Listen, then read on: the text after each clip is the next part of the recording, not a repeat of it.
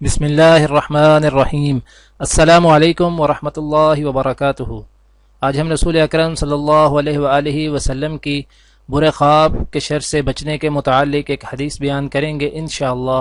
اس سے پہلے آپ سب سے گزارش ہے کہ اس ویڈیو کو آگے ضرور شیئر کریں، جزاک اللہ۔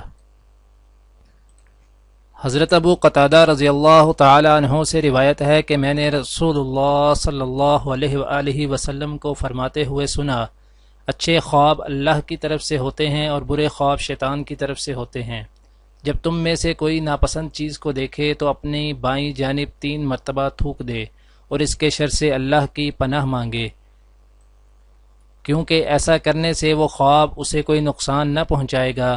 حضرت ابو سلمہ نے کہا، جب سے میں نے یہ حدیث سنی ہے میں ایسے خواب بھی دیکھتا جو مجھ پر پہاڑ سے بھی زیادہ وزنی ہوتے، لیکن میں ان کی پرواہ نہ کرتا تھا۔